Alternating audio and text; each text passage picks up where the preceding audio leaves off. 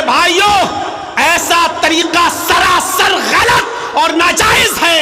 आप मस्जिद के मिंबर पे या मस्जिद के माइक से रात में किसी को बेदार करें, यह आपके लिए जायज है ही नहीं। इसलिए कि अल्लाह के नबी ने फरमाया कि अपनी जबान से और अपने हाथ से किसी मुसलमान को तकलीफ मत पहुंचाओ। अल मुस्लिम मन सलिमल मुस्लिमून मिन लिसानी व यदी, मुसलमान वो है जो अपनी जबान और अपने हाथ से दूसरे को तकलीफ न पहुंचाए। आप अपनी जबान से दूसरे मुसलमानों को तकलीफ पहुंचा रहे हैं। आप कहेंगे कि शहरी के लिए उठाना तकलीफ वाली चीज है? हाँ, जिनको रोजा रखना है बहुत से उनके पास रास्ते हैं। मोबाइल में अलार्म लगाना, घड़ी में अलार्म लगाना, उठ जाना, उनके पास बहुत से तरीके हैं। लेकिन आप माइक से क्यों आवाज देंगे, क्यों पुकारेंगे, क्यों चिल्लाएंगे? क्या सबके ऊपर रोजा फर्ज है? एक बूढ़ा बाप जिसको रोजा डॉक्टर ने मना कर दिया, पूरी जिंदगी अब वो रोजा नहीं रख सकता जब तक वो जिंदा है, उसके ऊपर रोजा है ही नहीं, वो फिदिया देगा बेचारा। एक मिस्कीन खाना खिलाएगा, आप माइक पकड़ के कहते हैं रोजेदार भाइयों उठिए और सहरी कीजिए, बनाइए। उस बूढ़े की आंख खुल रही है, वो नींद की गोली खाकर सोया हुआ है, डॉक्टर ने उसको नींद की गोली दी है, वो डिप्रान 10 mg 5 mg की खा के सोया और आपकी माइक की आवाज सुनकर वो उठ गया। उसके ऊपर रोजा फर्ज नहीं है, वो फिदिया देगा। आपने उसकी नींद में डिस्टर्ब कर दिया। आप कौन होते हैं उसकी नींद में खलल करने वाले? एक औरत जिसको पीरियड आ रहा है रोजा नहीं रख सकती, आपके माइक की आवाज ने उसकी नींद में भी डिस्टर्ब कर दिया, उसको भी उठा दिया। वो बच्चे जिन पर रोजा फर्ज नहीं है, आपने उनकी भी नींद में डिस्टर्ब कर दिया। वो औरतें जो अपने बच्चों को दूध पिलाती हैं, शरीयत जिनको रुख्सत दे रही है कि वो रोजा छोड़ने बाद में पूरा करें, आप उनके रोजे में डिस्टर्ब कर रहे हैं, उनकी नींद में आप डिस्टर्ब कर रहे हैं। मेरे भाइयों, जिन औरतों के पेट में हमल है, बच्चा है, आपने उनकी नींद में भी डिस्टर्ब कर दिया। शरीयत कहती है कि वो रोजा छोड़ने बाद में रखें। मेरे भाइयों, मुझे बताइए कि आप कौन सा सवाब का काम कर रहे हैं? आप मुसलमानों को तकलीफ दे रहे हैं। जिनके ऊपर रोजे की रुख्सत है, आप उनको तकलीफ दे रहे हैं, और तकलीफ किसी भी मुसलमान को देना जायज नहीं है आपके लिए। इसलिए रात में माइक से ऐलान करना, नाते पढ़ना और नज़में पढ़ पढ़ के उठाना, यह सरासर नाजायज है, गलत है। आप ये चीजें नहीं इस्तेमाल कर सकते हैं, आपके लिए शरीयत इस बात की इजाजत नहीं देती है। इसलिए जहां बहुत सी चीजों की इस्लाह हमारा मुआशरे में हम करेंगे, यह भी इस्लाह करना चाहिए, क्योंकि अब रमजान का महीना शुरू होने वाला है। 18 या 19 तारीख को पहला रोजा है। इसलिए मेरे प्यारे साथियों, हमें अपने माइक से रात में उठाने की जरूरत नहीं है। अपने मुआशरे में हम इस चीज की भी इस्लाह करें। मेरे भाइयों, हेड के इलाके और उसके अतराफ अकनाफ से तशरीफ़ लाए हुए मुअज़्ज़ज़ सामईन हज़रात, पर्दा नशीन इस्लामी ख़वातीन माँ और बहनों, नौजवानों, अज़ीज़ बच्चों,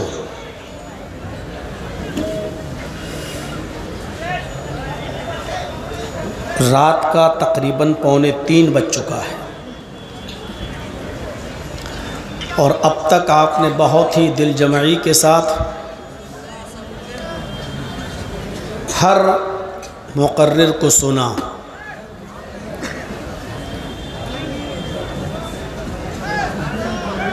इस जलसे की तारीख़ 1 साल पहले ले ली गई थी, लेकिन वो तारीख़ थी 10 और 11 फरवरी। फिर आप लोगों के यहाँ कुछ चेंजिंग हुई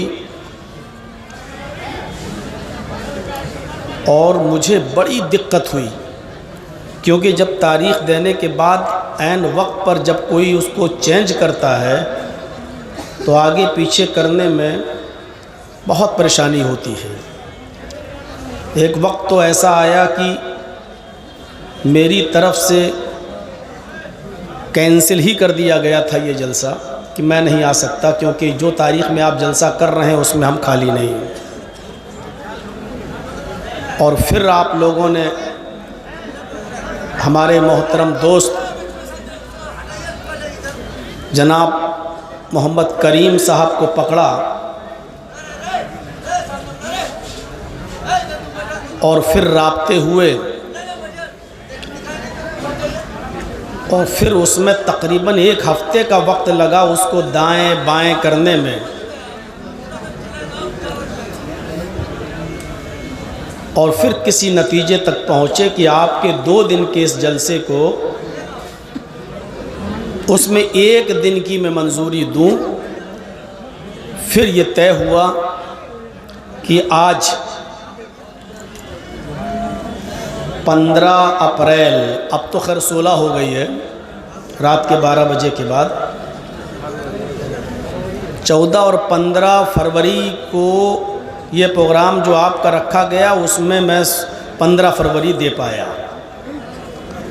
इस कंडीशन में ये प्रोग्राम दिया कि अभी जलसा ख़त्म करने के बाद मुझे देवघर भागना है, वहाँ से फ़्लाइट पकड़नी है, दिल्ली पहुँचना है, फिर दिल्ली से 1.5-2 घंटे का सफ़र करके मुझे मेरठ और मेरठ के भी एक गांव सिसोला में जाना है, और कल का मेरा वहाँ प्रोग्राम है और शायद कल शाम तक मैं वहाँ पहुँचूँ। यानी फ़्लाइट से जाने के बाद भी 15 घंटे लग जाएं, ये इस तरीक़े का ये प्रोग्राम हुआ। मैं अभी हाशिम भाई से यही पूछ रहा था, यहाँ बैठे थे आपके इस बरहेट के मदरसे के जो नाज़िम हैं और अल्हम्दुलिल्लाह 19 साल से निज़ामत का फ़रीज़ा अंजाम दे रहे हैं, तो कह रहे थे कि मौलाना साहब कल का जलसा बिल्कुल फीका रहा, जलसा नहीं कामयाब हो सका। मैंने पूछा कितने लोग रहे होंगे, तो कहने लगे कि ऐसे ही 150-200 लोग रहे होंगे कल का जलसा बिल्कुल नाकाम रहा।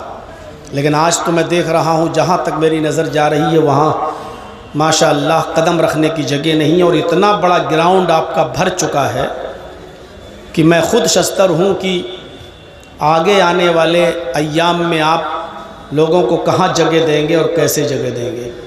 और शायद इसी तरीके की भीड़ को देखते हुए हाशिम भाई ने कहा कि अगले साल के जलसे की भी तारीख़ का ऐलान कर दीजिएगा। यानी अभी आज का जलसा ख़त्म हुआ नहीं और अगले साल की डेट फिर ले ली गई, आइंदा साल की।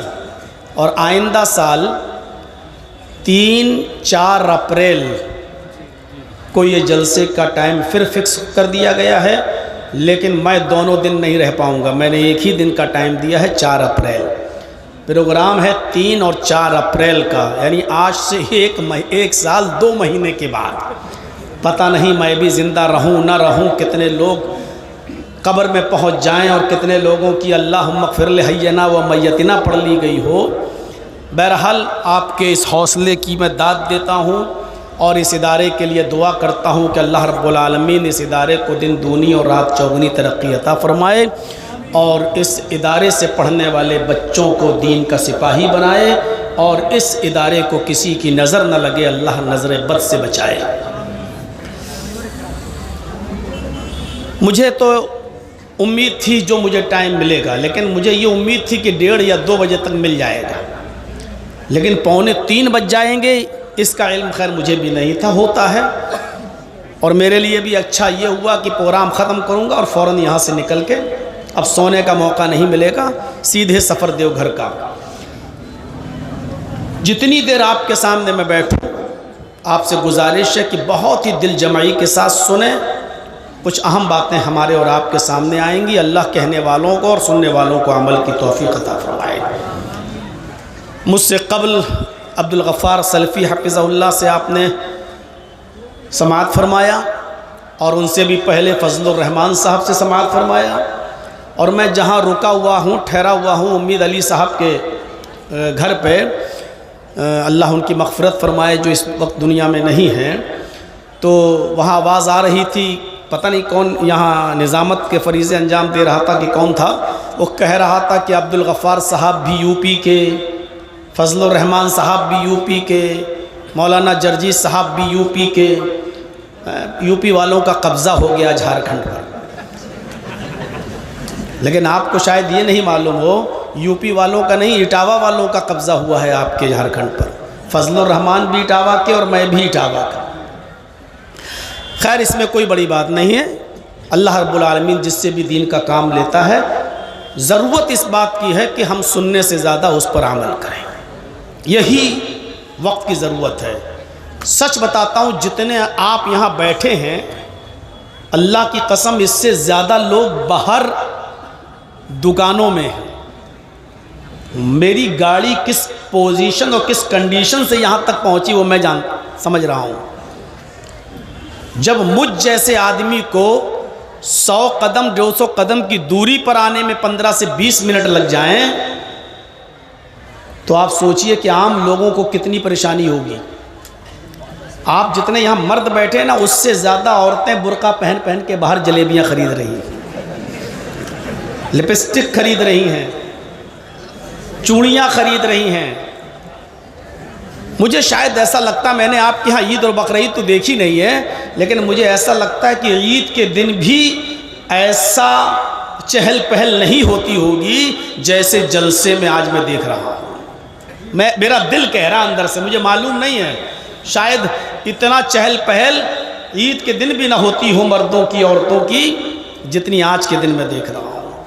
अल्लाह रब्बुल आलमीन इन जलसों से इस्लाह का काम ले, और हमारे इन भाइयों को जो बाज़ारों में और इन बहनों को जो बाज़ारों में घूम रहे और घूम रही हैं, अल्लाह रब्बुल आलमीन इनको भी पर्दे के साथ जलसे में आने की, पर्दे के साथ जलसा सुनने की और पर्दे के साथ अपने घर वापस जाने की तौफीक अता फरमाए, और पर्दे को अपनी ज़िंदगी में नाफिज फरमाने की भी तौफीक अता फरमाए।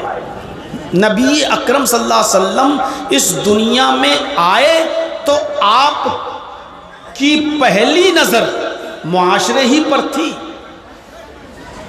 समाज पर ही थी। समाज क्या हुआ यार? अभी तक तो आप कभी हल्ला नहीं कर रहे थे, मैं आया हूं तो शोर करना शुरू कर दिया। दिखाई नहीं दे रहा हूं? ए भाई बैठ जाओ, देखना ज़रूरी है उन लोगों को पीछे जो बैठे हैं। भाई ऐसे मत देखना कि मुझ पे नज़र लग जाए, वैसे ही 57 किलो का हूँ और कम ना हो जाओ। बैठ जाइए, आप लोग बैठ जाओ, पीछे वालों को दिक्कत ना हो। अब भाई इतनी देर से बैठे हैं और आप खड़े हो जाएंगे उनके सामने, तो गुस्सा तो उनका जायज़ है ना। आप तो आ गए छिछोरापन करके, फील्ड देख के, हमको नहीं मालूम है कि आपके मैदान में क्या क्या हो रहा है। अभी भी चले जाइए, कितने बुरके वालियां गोदियों में लेटी हुई हैं दूसरों के, इस रात में भी सब मालूम है। अब ये लोग शुरू से बैठे हैं तो आप उनको बीच में खड़े होकर डिस्टर्ब करेंगे? बैठ जाइए भाई। 25-26 सालों से जलसा कर रहा हूँ, बिहार में तो पकड़े जाते हैं हर जलसे में लड़के और लड़कियाँ, बैठा लिया जाता है, सुबह पंचायती होती है, क्या किया जाए, ये सब देखा हुआ हूँ अपनी आंखों से। जलसे दीन की इस्लाह के लिए होते हैं। बेचारे 19 साल से नाज़िम है, पूछिए कितनी मेहनत की होगी इन लोग इस इदारे को यहाँ तक पहुँचाने में, इतनी तरक्की करने में। इस जलसे को कामयाब कीजिए मेरे भाइयों। नबी अकरम ने मुआशरे की इस्लाह की, क्या बुराइयाँ नहीं थी? कौन सी ऐसी बुराई थी जो मुहम्मदुर रसूलुल्लाह के आने से पहले अरब के अंदर मौजूद नहीं थी? कुरान कहता है हुवल्लज़ी बअसा फिल उम्मीयीना रसूलन मिनहुम यतलू अलैहिम आयातिही। हमने उम्मियों के अंदर एक उम्मी रसूल उन्हीं में से भेजा, अनपढ़ों के अंदर एक रसूल उन्हीं में से हमने उनके अंदर मबऊस फरमाया। यतलू अलैहिम आयातिही, वो अल्लाह की आयतों की तिलावत करता है, कुरान की तिलावत करता है। व युज़क्कीहिम, और मुआशरे को पाको साफ करता है, तज़किया नफ्स। इसलिए अगर कोई ऐसी बात हमारे सामने आ जाए जो हमारे मुआशरे में पाई जाती है और जर्जी साहब अगर उसको बयान कर रहे हो और वो हमारे अंदर पाई जाती हो, तो उसको बुरा नहीं मानना चाहिए कि साहब ये हमारे खिलाफ बोल रहे हैं, ये हमारे समाज में ये सब हो रहा है तो उसी की तरफ निशानदेही कर रहे हैं। ये तो अल्लाह ताला ने नबी की शान बताई है कि मुआशरे को पाको साफ, समाज में जो बुराइयां हैं वो पाको साफ करते हैं आप, तज़किये नफ्स करते हैं। अरब के अंदर कैसी बुराइयां थी, एक एक पर अगर आप नजर डालेंगे तो आप दंग रह जाएंगे कि अल्लाह के नबी ने उन बुराइयों को कैसे खत्म किया। भागवत पुराण का एक मंत्र है, उस मंत्र में भी यही बताया गया है कि अंधेरा इतना होगा, लेकिन उस अंधेरे को मिटाने वाले मोहम्मद रसूलुल्लाह होंगे नाम के साथ। अज्ञान हेतु किरत मोह मदांधिकारम नाशम विधायम हितदोदयते विवेका। मंत्र पढ़ूंगा नहीं, बस एक पढ़ दिया हूं, वरना टीवी चैनल पर देखिए तो आज भी बोल रहा है, बोल रहा नहीं बोल रही है। वो उस हड्डी का हक अदा कर रही है जो उसके सामने डाली गई है। और बंगाल का चुनाव जब तक हो नहीं जाएगा, ऐसे कुत्ते और कुतियां भी बहुत भौंकेंगे। पुरानी तकरीरें मेरी ढूंढ ढूंढ कर लाएंगे। वो चाह रहे हैं कि किसी तरीके से बंगाल से ममता हट जाए और फिर वहाँ हमारे मालिक की हमारी गवर्नमेंट आ जाए। ये बेचारे वो एंकर और एंकरनियाँ यह हक अदा कर रहे हैं, उस हड्डी का हक अदा कर रहे हैं जो हड्डी उनके सामने डाली गई है। मेरे घर से फ़ोन आया, बेटा ये क्या हो रहा है? मेरी अम्मी फ़ोन कर रही हैं। मैंने कहा अम्मी घबराने की ज़रूरत नहीं है, कुछ नहीं होगा। ये लोग सिर्फ टीआरपी बढ़ाएंगे और हिंदू मुस्लिम करके माहौल ख़राब करने की कोशिश करेंगे, और उनको इसके लिए मौलाना जर्जीस से बेहतर कोई और दूसरा मौलवी मिल नहीं रहा है। आज भी दिखा रही है, आज भी एक और भड़काऊ बयान मौलाना जर्जीस का, एक और भड़काऊ बयान। ये सारे बयान ओवैसी साहब रोज चैनल पर देते हैं, लेकिन उनका बयान भड़काऊ नहीं। जर्जीस साहब ने कह दिया तो भड़काऊ बयान हो गया। मेरे भाइयों गौर से सुनिएगा। अज्ञान हेतु किरत मोह मदांधिकारम नाशम। मोहम्मद जब इस धरती पर आएंगे तो अंधेरे को नाश कर देंगे। मोह मदांधिकारम नाशम, यानी मोहम्मद के आने से पहले बहुत अंधेरा होगा, और अंधेरे को नाश करने वाले कौन होंगे, अंधेरे को मिटाने वाले कौन होंगे? मुहम्मदुर रसूलुल्लाह सल्लल्लाहु अलैहि वसल्लम। इसमें कोई शक नहीं। अरब की धरती पर कोई एक बुराई नहीं थी जिसको खत्म किया हो। अरब की धरती पर इतनी बुराइयां थी, इतनी बुराइयां थी कि एक इंसान दूसरे इंसान को खरीद लिया करता था और उसको अपना गुलाम बना लिया करता था। हमने किसी को खरीद लिया, वो मेरा गुलाम हो गया। किसी औरत को या लड़की को खरीद लिया तो वो मेरी लौंडी हो गई। इंसानियत को कुचला जा रहा था। इंसानियत की सूरत हाल ये थी कि इंसान जिसको अल्लाह ने सबसे अफजल मखलूक बनाया, लक़द खलक़नल इंसान फी अहसनी तक़वीम, हमने इंसान को सबसे बेहतरीन ढांचे में पैदा किया है। ये इंसान सबसे अफजल होने के बावजूद पत्थरों के सामने झुकता था, लकड़ियों के सामने झुकता था। दरख्त, जिस दरख्त से उसको बरकत नजर आती थी, उस दरख्त की पूजा की जाती थी, और जिस पत्थर की मूर्ति बना दी जाती थी देवी देवता, उन पत्थरों को पूजा जाता था। सबसे अफजल मखलूक होने के बावजूद ये इंसान पत्थरों की और लकड़ियों की और दरख्तों की पूजा कर रहा था।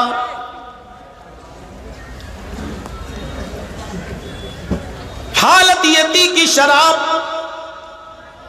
इतनी पी जाती थी कि जब उनके घर में कोई बच्चा पैदा होता तो उस बच्चे को माँ का दूध या शहद नहीं पिलाया जाता, सबसे पहले उसके हलक में शराब के कतरे डाले जाते थे। और शराब के नशे में इतना धुत हो जाता था कि शराब पीकर वो भूल जाता था कि मेरी बीवी कौन है और मेरी बेटी कौन है। कभी कभी बीवी को छोड़कर वो बेटी ही का हाथ पकड़ लिया करता था। फख्र मबाहात का यह हाल था कि लोग कहते थे कि मैं तुमसे ऊंचा, वो कहता था कि मैं तुमसे ऊंचा, मैं तुमसे अफजल, वो कहता था कि मैं तुमसे अफजल, मेरी कौम सबसे ऊंची, वो कहता था कि मेरी कौम सबसे ऊंची। जुए में लोग रकम हार जाते थे तो मकान लगा देते थे, और मकान हार जाते थे तो बीवी लगा देते थे, और बीवी भी जुए में हार जाते थे तो जवान बेटी जुए में लगा दिया करते थे। औरतों की सूरत हाल ये थी कि उनको कपड़े पहनकर खाने काबा का तवाफ करने की इजाजत नहीं थी, बिल्कुल बरहना और नंगी होकर वो खाने काबा का तवाफ किया करती थी। कपड़े का एक तार भी उनके जिस्म पर नहीं होता था। अगर इन औरतों की जिंदगी में उनका मर्द मर जाए, शौहर मर जाए, तो कोई भी बेवा औरत से शादी करने के लिए तैयार नहीं था। वो इस औरत को मनहूस समझता था और यह अकीदा रखता था कि यह औरत अपनी जिंदगी में अपने आदमी को निगल गई, अब जो भी इससे शादी करेगा वो फलेगा नहीं, फूलेगा नहीं, यह औरत उसको भी डस जाएगी। शादियों के तरीके इंतहाई खलत और भयानक थे। निकाह करके घर में तो लाता था, लेकिन मिलना ना मिलना उसकी मर्जी होती थी।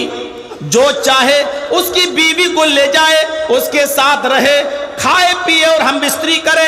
अगर उससे बच्चा ठहर जाए तो ये चाहे तो उसको बुला ले और चाहे तो ना बुलाए। ये शादी के बाद भी बीवी की ये कंडीशन थी।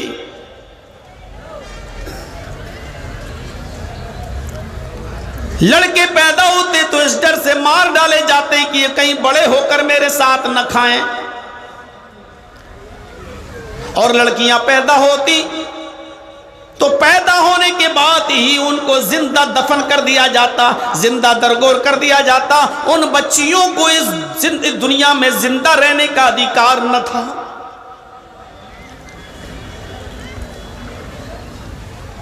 हम और आप सब मिलकर पूरे हिंदुस्तान में सारे मदरसे मिला लो, सारे मौलवियों को जोड़ लो, कई लाख मौलवी, कई हजार मदरसे,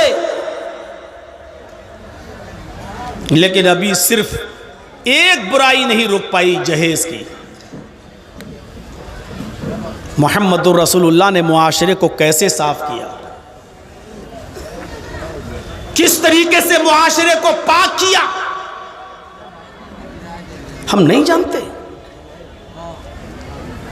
शराब धीरे धीरे हराम हुई, क्योंकि इतने रसिया थे शराब के कि अल्लाह के नबी सल्लल्लाहु अलैहि वसल्लम को हज़रत उमर जैसे सहाबी ये कह रहे हैं, अरे अल्लाह के नबी शराब हराम करार दे दीजिए, शराब बहुत नुकसान पहुंचा रही है समाज में। लेकिन अल्लाह के नबी सल्लल्लाहु अलैहि वसल्लम हज़रत उमर फ़ारूक की बात भी नहीं मान रहे हैं।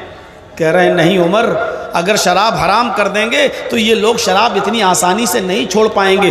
पैदा होते ही बच्चे के मुंह में शराब डाली जाती हो, इतनी शराब पीने वाली कौम ये शराब कैसे छोड़ देगी।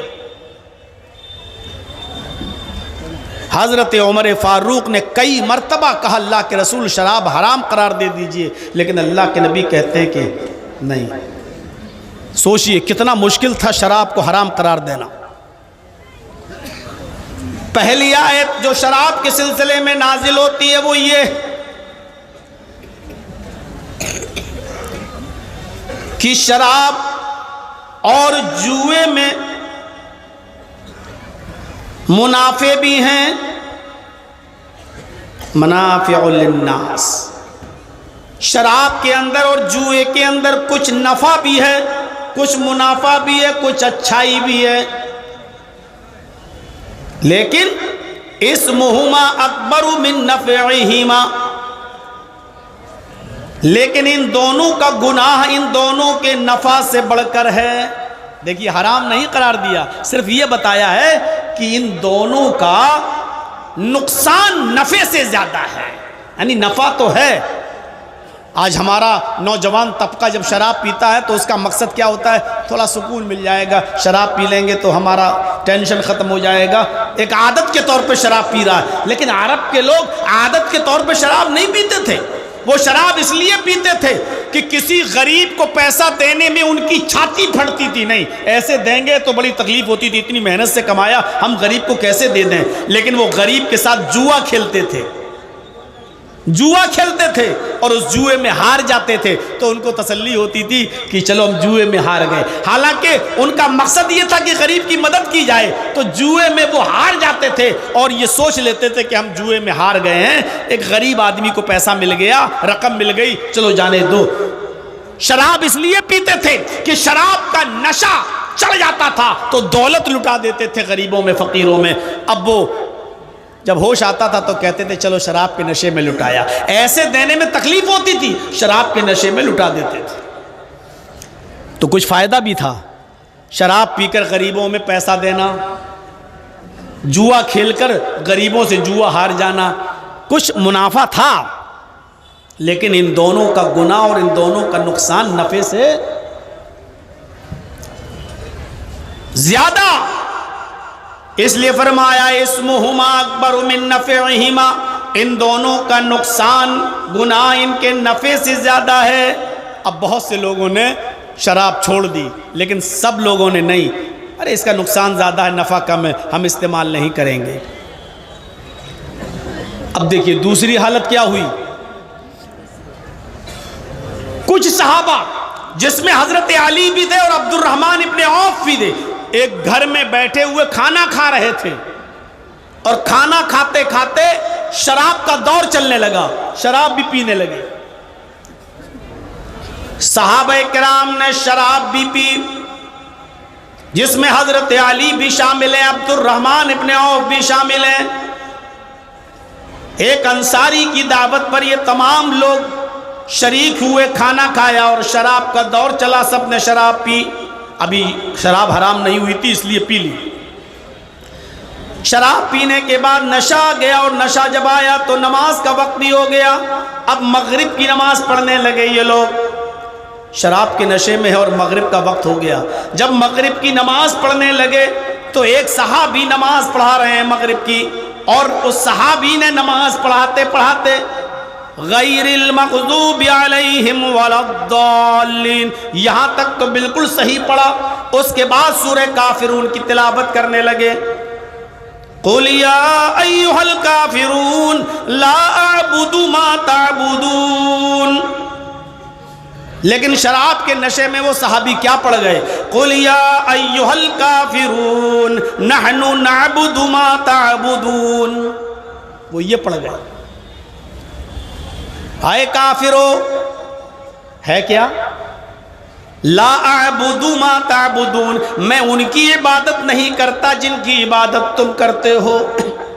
लेकिन पढ़ क्या गए, नहनु नअबुदु मा तअबुदून, हम भी उनकी इबादत करते हैं जिनकी इबादत तुम करते हो। पूरा माना ही बदल गया। जब नमाज की हालत में कुरान गलत पढ़ा जाने लगा तब अल्लाह ताला ने यह आयत नाजिल फरमाई, या अय्युहल्लज़ीना आमनू ला तक़रबुस्सलाह व अंतुम सुकारा, ईमानो वालो तुम नमाज के करीब न जाओ जब तुम नशे में हुआ करो। तब जब नशे में हुआ करो तब नमाज मत पढ़ा करो, यानी नमाज के करीब मत जाओ। और उस वक्त तक नमाज ना पढ़ो जब तक तुम होश में ना जाओ, तुम्हारे मुंह से क्या निकल रहा है उसको तुम समझने लगो कि हम जो बोल रहे हैं वो क्या है। जब तक ये समझने न लगो तब तक नमाज मत पढ़ने मत जाओ। जब ये आयत नाजिल हुई तो अब बहुत से और सहाबा ने शराब छोड़ दी और इस आयत ने बहुत सी शराब छुड़वा दी। हालांकि हराम अब भी नहीं हुई, हराम अब भी नहीं हुई, सिर्फ ये कहा कि जब नशे में हो तो नमाज मत पढ़ो। अब सुबह 11 बजे कोई आदमी शराब नहीं पीता था, क्यों, शराब पिएंगे तो नशा आएगा, नशे में आ गए तो ज़ोहर का वक्त हो जाएगा, ज़ोहर का वक्त होगा तो जमात छूट जाएगी, छोड़ दिया। अब ज़ोहर के बाद शराब नहीं पीते थे, ज़ोहर के बाद शराब पिएंगे तो नशा आएगा, फिर असर का वक्त हो जाएगा, कहीं ऐसा ना हो कि असर की जमात छूट जाए। असर के बाद शराब नहीं पीते थे, मगरिब का वक्त आ गया और नशे में अगर हम हुए तो मगरिब की जमात छूट जाएगी। अब वो या तो ईशा के बाद शराब पीते थे या फजर के बाद शराब पीते थे। बहुत से लोगों की शराब इस कंडीशन में छूट गई। मदीने के अंदर अंसारी और मुहाजिरीन आपस में लड़ गए। शराब पीने के बाद मुहाजिरीन और अंसार लड़ गए। मुहाजिरीन ने शराब पी, अंसारियों ने भी शराब पी। मुहाजिरीन कहने लगे हम तुमसे अच्छे हैं, हमारे नबी हमारे कौम कुरैश में आए हैं, हम कुरैशी लोग हैं, लिहाजा हम तुमसे अफजल हैं क्योंकि मोहम्मद रसूलुल्लाह हमारे खानदान में पैदा हुए। और अंसारी शराब के नशे में कहने लगे लो ये हमसे अच्छे हैं, भूखे आए थे मक्के से, नंगे आए थे मक्के से, हैं हमने रहने के लिए घर दिया, हमने यहां अपनी लड़कियों की शादी इनके साथ की, हमने अपने कारोबार में इनको शरीक किया। ये भूखे और नंगे आने वाले हमसे अच्छे? अरे हम तुमसे अच्छे हैं, हमने तुम भूखों को खाना खिलाया, तुम्हें रहने के लिए घर दिया। ये झगड़ा इतना बड़ा शराब के नशे में कि अंसारियों ने भी तलवारें निकाल ली और मुहाजिरीन ने भी तलवारें निकाल ली। दोनों एक दूसरे को मारने के दर पे आ गए, एक दूसरे को कत्ल करने के दर पे आ गए शराब के नशे में। जब ये कंडीशन देखी तब शराब की हुर्मत का ऐलान होता है, इन्नमल खम्रु वल मैसिरु वल अंसाबु वल अज़लामु रिज्सुम मिन अमलि शैतान फज्तनिबूहु लअल्लकुम तुफ्लिहून। ऐ मुसलमानों, आज के बाद अब इस कंडीशन में ये हालत कि शराब पीकर तुम एक दूसरे की गर्दनें मारने लगे हो, एक दूसरे से अफजल करार देने लगे हो, जबकि हम इन तमाम खुराफातों को ख़त्म करने आए थे। कोई बड़ा नहीं, कोई छोटा नहीं, सब बराबर हैं, सबका बराबर का हक है। मैं ये तालीम लेकर आया था लेकिन तुमने तो इस तालीम की धज्जियां उड़ा दी। अब शराब, जुआ और बुतों के नाम पर चढ़ने वाले चढ़ावे और पासों के थाल के तीर, रिज्सुम मिन अमलि शैतान, ये सब शैतान की गंदगी हैं, हराम है ये सब तुम पर। फज्तनिबूहु, इज्तिनाब करो, इनसे बचो, लअल्लकुम तुफ्लिहून, ताकि तुम कामयाब हो जाओ। इतने मरहलों से गुजरने के बाद अल्लाह तबारक व तआला ने शराब को और जुए को हराम करार दिया है, मुआशरे से इस चीज का सफाया किया है। अब तो सुकून से बैठो मेरे भाई, अब तो सुकून से बैठो। 35 मिनट हो गए हैं मुझे बोलते हुए। तो मेरे साथियों गौर करो, इस तरह शराब हराम हुई। अरब के अंदर एक और रवाज था जो मैंने अभी शुरू में बताया आपको। लोगों को खरीदा जाता था, उनको गुलाम बना लिया जाता था और फिर उनके ऊपर जुल्म किया जाता था, उनके ऊपर जरूरत से ज्यादा बोझ लादा जाता था क्योंकि वो खरीद लिए गए। लड़कियों को लौंडी बना लिया जाता था। मोहम्मद रसूलुल्लाह सल्लल्लाहु अलैहि वसल्लम को फिक्र हुई कि इन लोगों की आजादी के लिए क्या कदम उठाया जाए, इन लोगों की आजादी के लिए क्या कदम उठाया जाए। तो आपने कुछ जराइम की सजा इतनी सख्त मुतय्यन फरमा दी कि उस सजा में रोजा रखने से भी बेहतर और मिस्कीनों को खाना खिलाने से भी बेहतर गुलाम को आजाद करना करार दिया। यह आजादी की मुहिम छिड़ गई। कोई शख्स अगर अपनी मां से, अपनी बीवी से कह दे अंते अलैया कज़हरे उम्मी, तू मुझ पर मेरी मां की तरह हराम है, जा हट, आज के बाद तुझे छूऊंगा नहीं, भग, आज के बाद तुझे हाथ नहीं लगाऊंगा, तू मुझ पर मेरी मां की तरह हराम हो गई, अगर ये कह दे तो अब वो जब तक ये सजा नहीं भुगतेगा तब तक वो बीवी नहीं बना सकता अपनी बीवी को। अरब के अंदर ये दस्तूर था कि जब कोई शख्स अपनी बीवी से कह देता था कि तू मुझ पर मेरी मां की तरह हराम, तो मिल नहीं सकता था। अब वो मां की तरह खिदमत करना पड़ेगी उसकी। वो कहे पैर दबाओ तो दबाना पड़ेंगे, वो कहे मेरे कपड़े धुलो तो धुलना पड़ेंगे। अब उसकी खिदमत मां की तरह करना पड़ती। हजरत औस इब्न सामित ने अपनी बीवी खौला बिनते सालबा को यही तो बोल दिया था, अंते अलैया कज़हारे उम्मी, किसी बात पर गुस्सा होकर कि तू मुझ पर मेरी माँ की तरह हराम हो गई। तो खौला बिनते सालबा ने अल्लाह के नबी सल्लल्लाहु अलैहि वसल्लम से गुजारिश की कि कोई रास्ता निकालिए। अल्लाह के नबी ने भी मना कर दिया, कोई रास्ता नहीं।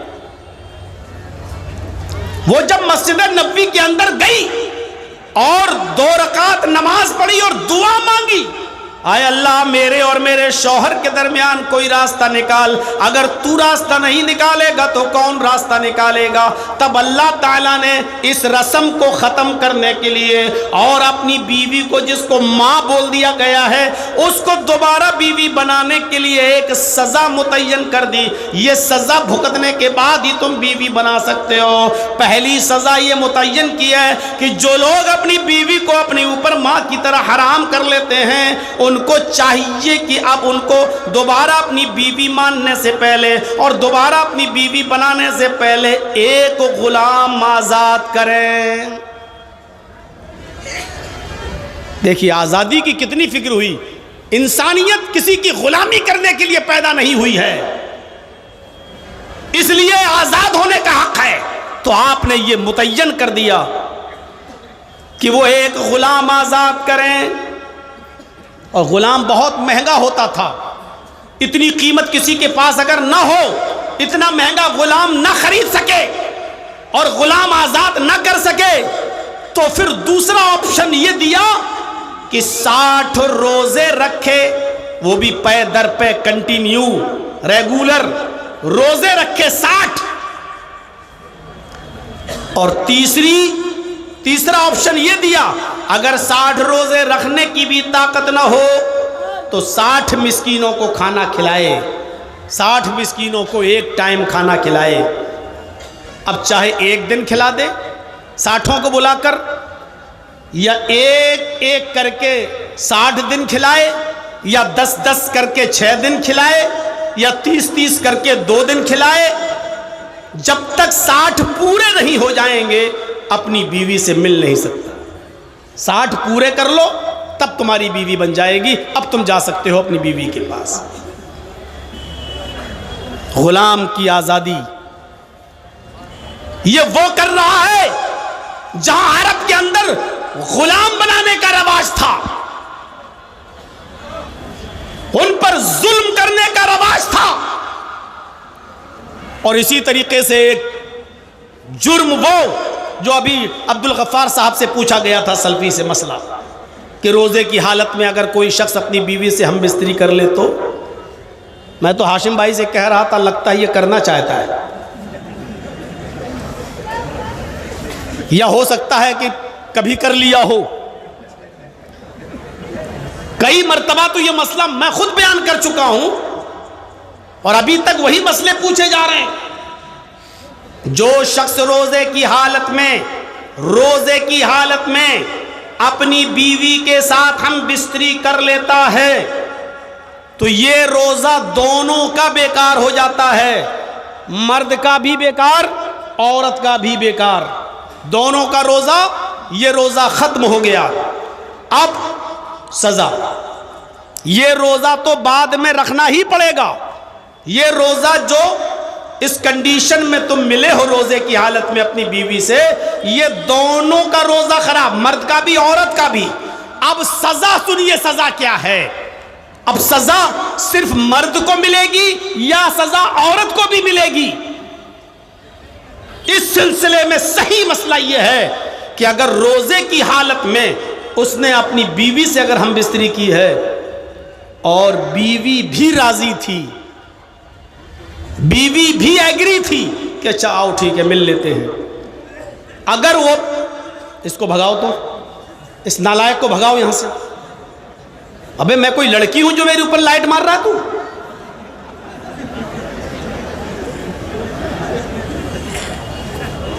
अरे वो लाल वाली लाइट मार रहा है कमीना, ये तुझे इतनी भी अकल नहीं है, ये लड़कियों पे मारी जाती है। कोई तेरी बहन बेटी पे मार रहा होगा, जाके पता लगा। अब अगर लाइट आई तो ऐसा जवाब दूंगा, ऐसा बोलूंगा कि भाग जाओगे शर्म की वजह से यहां से। सीधे आंख पे गई। बताइए दोस्तों, इसकी रेजेस इतनी खतरनाक होती हैं कि आप इसका अंदाजा नहीं लगा सकते।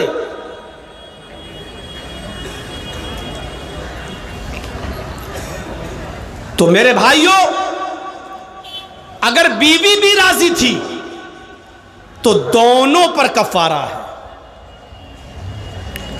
और अगर बीवी राजी नहीं थी, सिर्फ मर्द ने उसको बुलाया, हाथ पकड़ के खींचा और उसके साथ हम बिस्तरी कर ली, तो औरत सिर्फ वही रोजा पूरा करेगी जिस रोजे की हालत में उससे हम बिस्तरी की गई, उसका वही रोजा खराब माना जाएगा, वो बाद में पूरा कर लेगी, रख लेगी।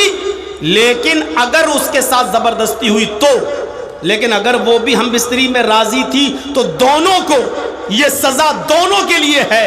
और वो सजा क्या है कि मर्द भी एक गुलाम आजाद करेगा और औरत भी एक गुलाम आजाद करेगी।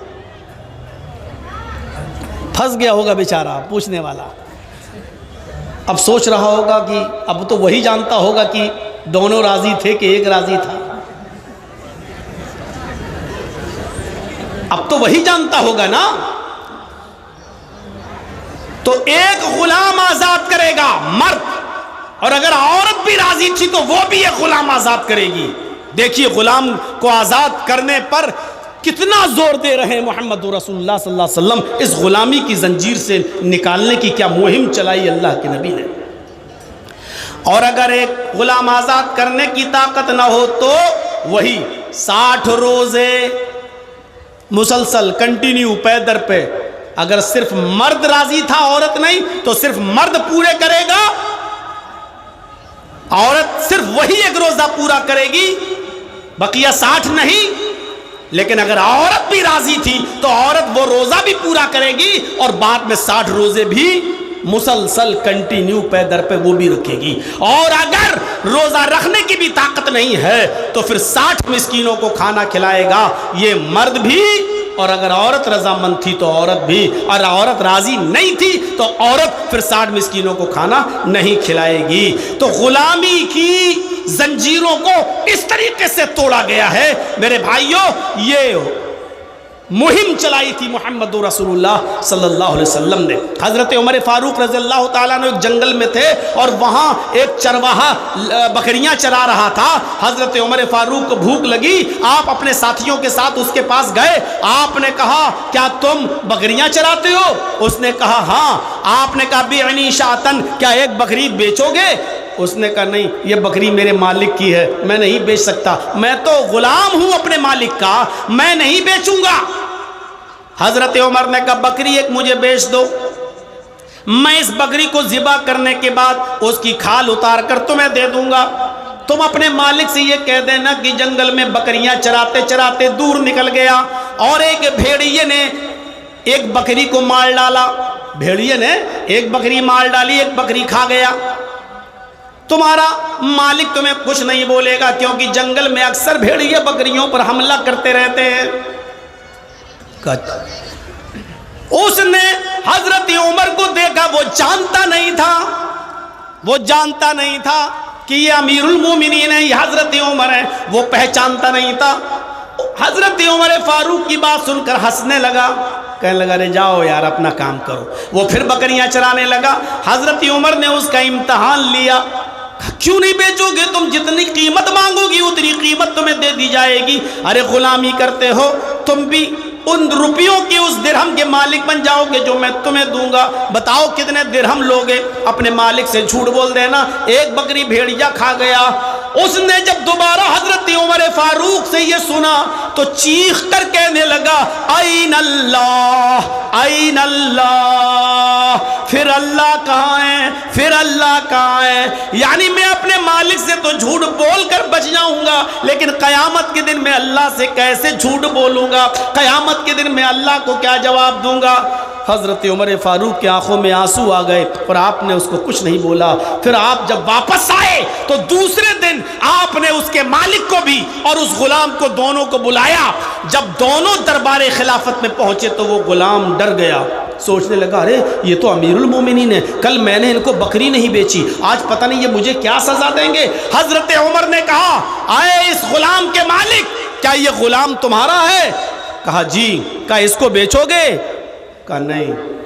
कहा तुम जितनी कीमत मांगोगे उतनी कीमत दी जाएगी, लेकिन इस गुलाम को मेरे हवाले कर दो। जब उसने ये सुना कि मुंह मांगी कीमत मिल रही है तो उसने जितना रकम मांगी हजरत उमर ने उतनी रकम उसको दे दी और उस गुलाम को खरीद लिया। वो समझा कि आप मुझे उमर गुलाम बनाकर रखेंगे, लेकिन जब मालिक चला गया गुलाम बेचकर, हजरत उमर ने उस गुलाम को आजाद कर दिया और कहा कि तुमने कल जो कहा आइन अल्लाह, अल्लाह कहाँ है? अल्लाह के डर की वजह से, अल्लाह के खौफ की वजह से तुमने उस बकरी को नहीं बेचा, जबकि दौलत तुम्हें मिल रही थी, रकम तुम्हें मिल रही थी, इसके बावजूद तुमने नहीं बेचा। तुम उमर से नहीं डरे, उमर के रब से डरते हो, इसलिए मैं तुम्हें आजाद कर रहा हूं। जाओ अब तुम आजाद हो। अभी तुम अपने मालिक के अंडर में थे, इसलिए तुम अपनी मर्जी के मुताबिक नमाजें नहीं पढ़ सकते थे, नफली रोजे नहीं रख सकते थे, रात में तहज्जुद नहीं पढ़ सकते थे, क्योंकि तुम्हारा मालिक तुमसे जब काम कराएगा तब तुम्हें काम करना होता था। अब मैंने तुम्हें आजाद कर दिया, जाओ अब तुम अल्लाह की इबादत करो। यही कलमा इख्तियार किए रहना, यही कलमा इख्तियार किए रहना और इसी तरीके से अल्लाह से डरते रहना। यही कलमा कल क़यामत के दिन इंशाअल्लाह तुम्हें जहन्नम से भी आज़ादी दिलाएगा। तो गुलाम को आज़ाद करने की एक मुहिम चलाई थी जनाब मोहम्मद रसूलुल्लाह सल्लल्लाहु अलैहि वसल्लम ने। इस तरीके से गुलामों को आज़ादी मिलती थी। एक और चीज़ पर नज़र डालिए, इंसानियत पैरों तले रौंदी जा रही थी।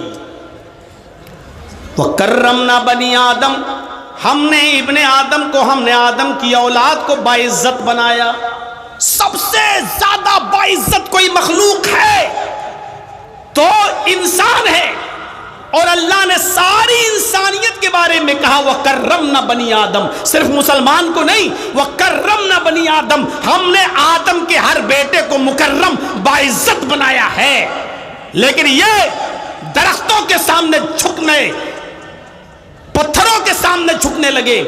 मोहम्मद रसूलुल्लाह ने इनको समझाया कि लोगों, ये पत्थर तुमसे अफजल नहीं है, ये लकड़ियां तुमसे अफजल नहीं है, ये दरख्त तुमसे अफजल नहीं है, ये सारी चीजें अल्लाह ने तुम्हारी खिदमत के लिए पैदा की हैं, ये सारी चीजें तुम्हारे लिए पैदा की गई हैं। तुम इनसे खिदमत लो, तुम इनसे फायदा उठाओ, और तुम इन्हीं के सामने झुक रहे हो, इन्हीं के सामने इन्हीं की इबादतें कर रहे हो। कोई लात के सामने झुकता, कोई मनात के सामने झुकता, कोई उज़्ज़ा के सामने झुकता, कोई वद के सामने झुकता, कोई सुहा के सामने, कोई यगूस के सामने, कोई यऊक के सामने, कोई नसर के सामने। खाने काबा में 360 बुत और मूर्तियां रखी हुई थी। लोग उनके सामने पत्थरों की मूर्तियों के सामने झुका करते थे। मोहम्मद रसूलुल्लाह सल्लल्लाहु अलैहि वसल्लम ने उनको बताया कि ये पत्थरों की मूर्तियां हैं, इनके सामने मत झुको। क़ूलू ला इलाहा इल्लल्लाह तुफ़्लिहू, लोगों ला इलाहा इल्लल्लाह कह दो तुम कामयाब हो जाओगे। लोगों ला इलाहा इल्लल्लाह पढ़ लो तुम कामयाब हो जाओगे। एक अल्लाह की इबादत की तरफ बुलाया उनको, एक अल्लाह की इबादत की तरफ आओ, एक अल्लाह की इबादत। दरख्तों के सामने नहीं, पत्थरों के सामने नहीं, चांद और सूरज के सामने नहीं, एक अल्लाह को सजदा करो। आपने मुआशरे को, समाज को मूर्तियों की पूजा, पत्थरों की पूजा, दरख्तों की पूजा से मुआशरे को और समाज को आपने साफ किया है। मुआशरे में कितना अंधेरा था, कितनी जो है जलालत और गुमराही थी। मोहम्मद रसूलुल्लाह ने इस तरीके से इंसान को मुकर्रम बनाया कि तुम पत्थरों के सामने झुकते हो, तुम लकड़ियों के सामने झुकते हो। और खुद हाल ये था कि जब फतेह मक्का हुआ, जब मक्का फतह हुआ तो अल्लाह के नबी सल्लल्लाहु अलैहि वसल्लम मक्के में खाने काबा में दाखिल हो गए। 10,000 सहाबा आपके साथ थे। सबसे पहले फतेह मक्का के दिन आप खाने काबा में गए और खाने काबा में 360 मूर्तियां रखी हुई थी। अल्लाह के नबी ने सबसे पहले उन्हीं मूर्तियों को तोड़ा, उन्हीं मूर्तियों से खाने काबा को पाक किया। आप हजरत अली के कंधे पर सवार हो गए। हजरत अली बैठ गए, अल्लाह के नबी हजरत अली के कंधों पर सवार हो गए। हजरत अली अल्लाह के नबी को लेकर उठ गए। अल्लाह के नबी के हाथ में छड़ी थी, लकड़ी की छड़ी थी, और आप एक एक छड़ी से एक एक बुत को गिराते जाते। ऐसे ये बुत वो मारा, ऊपर से नीचे गिरा, टुकड़े टुकड़े हो गया। दूसरा बुत गिराया, टुकड़े टुकड़े हो गया। तीसरा बुत गिराया, जमीन पे गिरा, टुकड़े टुकड़े हो गया। आप उसी छड़ी से एक एक करके बुत को गिराते जाते और हर बुत को गिराते वक्त ये कहते जाते, जाल हक व ज़हक़ल बातिल इन्नल बातिल कान ज़हूक़ा। हक आ गया और बातिल मिट गया, हक आ गया और बातिल मिट गया, और बातिल को तो मिटना ही था। हक आ गया और बातिल मिट गया, बातिल को तो मिटना ही था।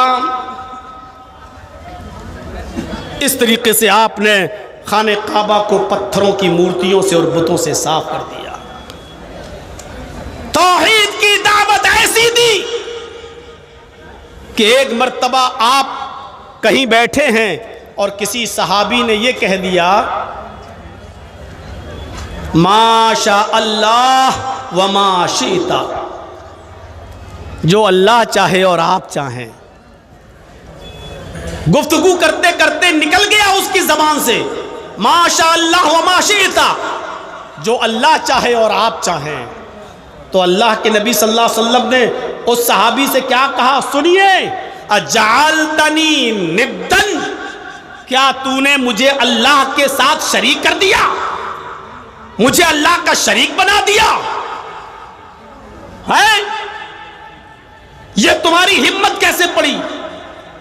क्या मुझे अल्लाह के बराबर लाकर खड़ा कर दिया तुमने? नहीं, तुम सिर्फ इतना बोलो, माशा अल्लाह, जो अल्लाह चाहे।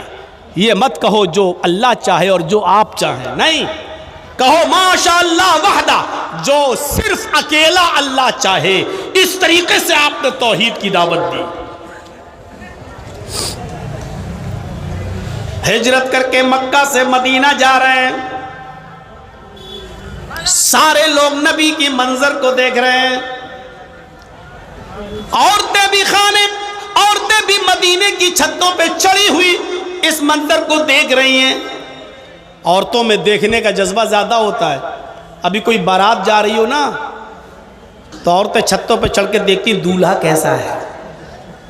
ये औरतों में बड़ी बुरी बीमारी होती है, वो दूल्हा देखती है कैसा है और दुल्हन भी देखती है कैसी है, और मर्द दूल्हा को नहीं देखता है। मर्द कोशिश करता है कि इसकी बीवी दिख जाए कैसी है, और देखने के बाद कहता है, पहलुए हूर में लंगूर, खुदा की कुदरत, इस लंगूर को हूर कैसे मिल गई। वो एक अलग बात है।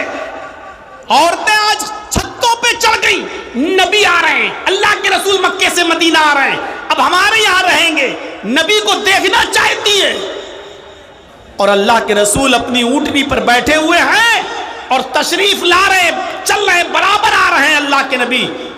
छोटी छोटी बच्चियां ढोल बजा रही हैं, छोटी छोटी बच्चियां दफ बजा रही हैं, दफ ढोल, ऐसे ढोल दफ बजा रही हैं और बजाते हुए ये गीत गा रही हैं, तलाल बद्रु अलैना मिन सनय्यातिल वदाई वजब शुक्र अलैना मा दआ लिल्लाहि दाई। आज 14वीं रात का चांद फारान की चोटियों से चमककर हमारे शहर में नमूदार हुआ है। हम तो अल्लाह का जितना भी शुक्रिया अदा करें कम है। अल्लाह के नबी उन बच्चियों की जबान से जब ये शेर सुनते हैं तो मुस्कुरा रहे हैं, हंस रहे हैं। जब करीब आए तो उन लड़कियों ने नबी को देखा और देख के कहा, फीना नबिय्युन यअलमु मा फी गद, आज हमारे पास एक ऐसे नबी आए हैं जो कल की बात भी जानते हैं, कल क्या होने वाला है उसका भी इल्म रखते हैं। अल्लाह के नबी अपनी ऊँटनी से उतरते हैं और उन बच्चियों के पास आते हैं और आकर कहते हैं, दई हाज़िही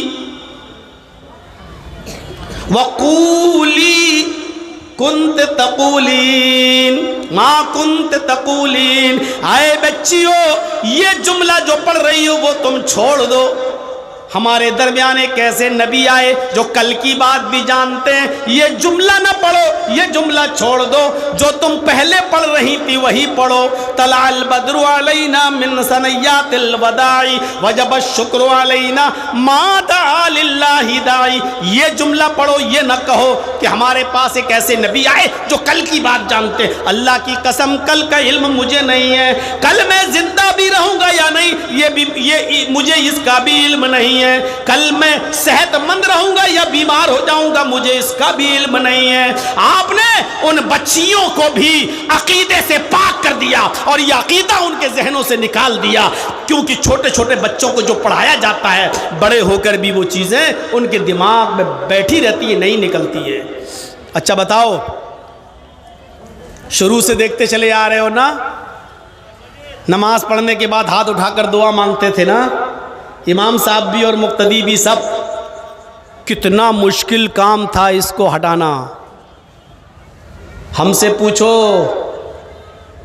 20-22 साल पहले जब तक़रीरें करने आता था कलिया चक और मौज़मपुर के इलाके में, कितना मुश्किल काम था। लोग कहते थे ये लोग नए नए मौलवी पैदा हो गए हैं, हमारे बाप दादा करते आए, ये लोग कहते बिदअत है, ये लोग कहते मना है। कितना मुश्किल काम था, क्योंकि जो बाप दादा के जमाने से चला रहा है, जो बचपने से हम करते चले आ रहे हैं, उसको छोड़ना बड़ा मुश्किल होता है, बड़ा मुश्किल। अगर आज ये बच्चियां अगर ये अकीदा रख लेंगी अपने अंदर तो फिर बुढ़ापे तक ये अपने दिमाग से नहीं निकाल पाएंगी, अपने दिमाग से नहीं निकाल पाएंगी। अब देख रहे हो ना, आप ही के इलाके का है ना एक मौलवी झारखंडी, मान लिया ना, अरे हम लोग भी तो वही कहते थे, लेकिन अब मान लिया ना। क्या कहता है वो? हमसे पूछते हैं हलवा कौन किताब में है। अरे हलवा किताब में नहीं होता, हलवा कढ़ाई में होता है।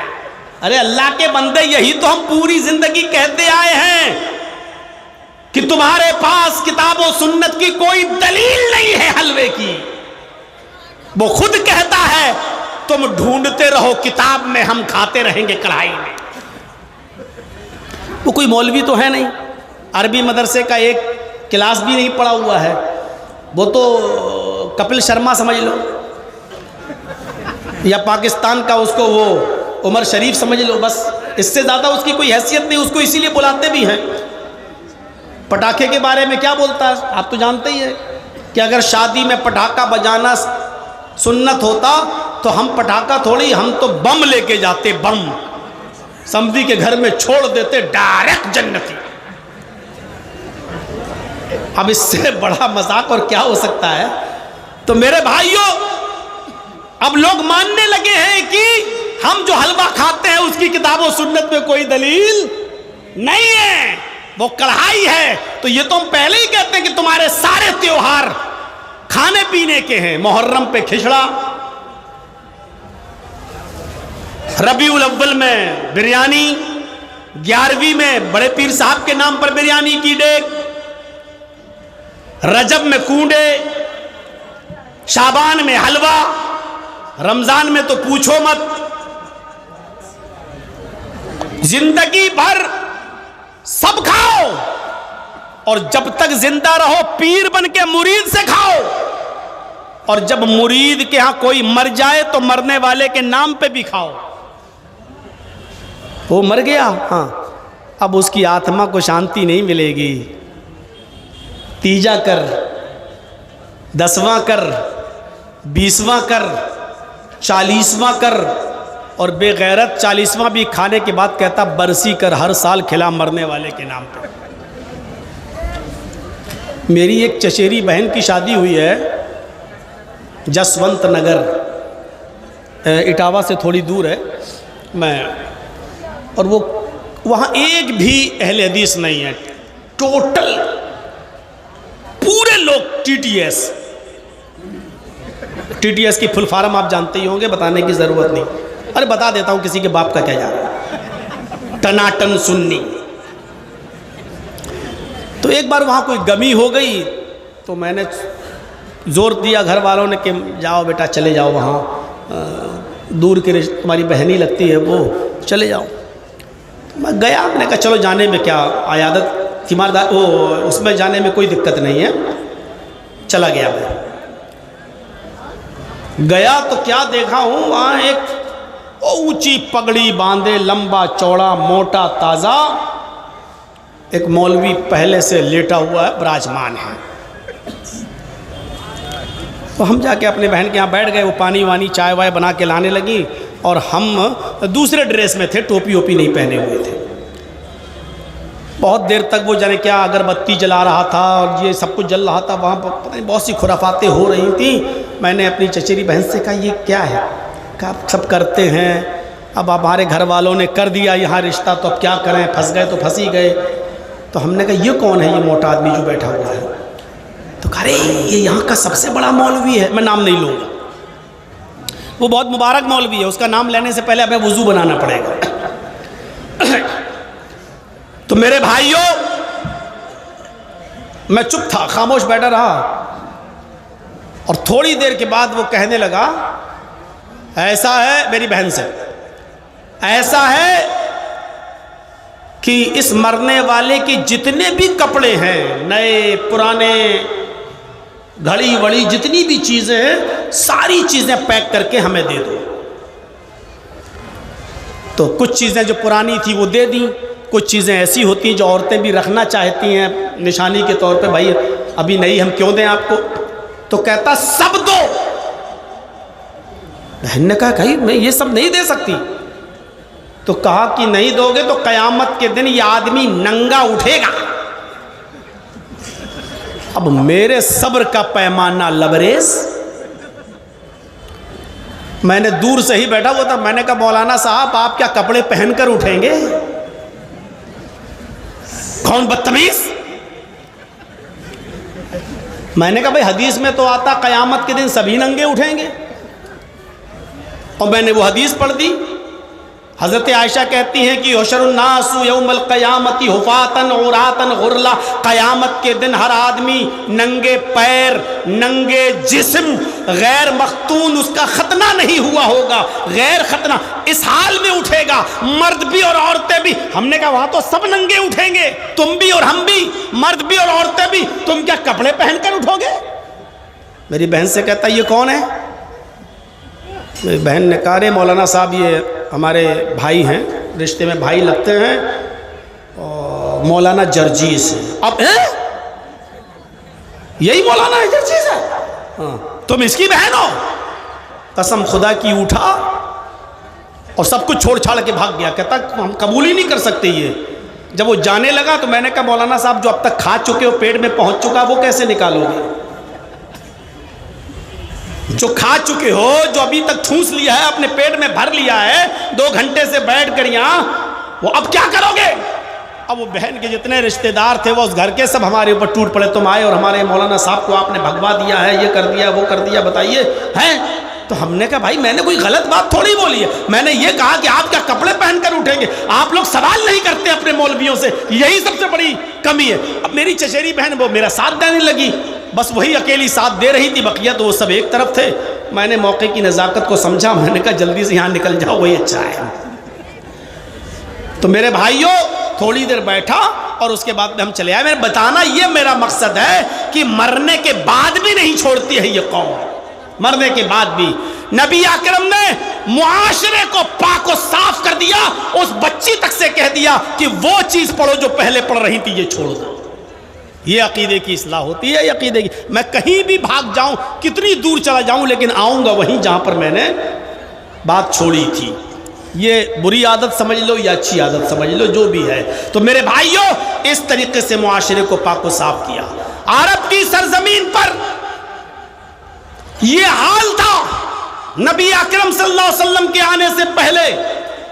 मेरे भाइयों की जो औरत बेवा हो जाती थी उसका निकाह नहीं होता था, निकाह नहीं होता था। अल्लाह के नबी जनाब मोहम्मद रसूलुल्लाह ने 25 साल की उम्र में, जबकि अभी नबी भी नहीं बने थे, 40 साल की औरत खदीजा से शादी की। और खदीजा कौन थी? बेवा। उनके 2 शौहर इंतकाल कर चुके थे। खदीजा ने कहा था कि अब मैं शादी नहीं करूंगी, इसलिए कि मैं जिससे शादी करती हूं मेरा पति मर जाता है।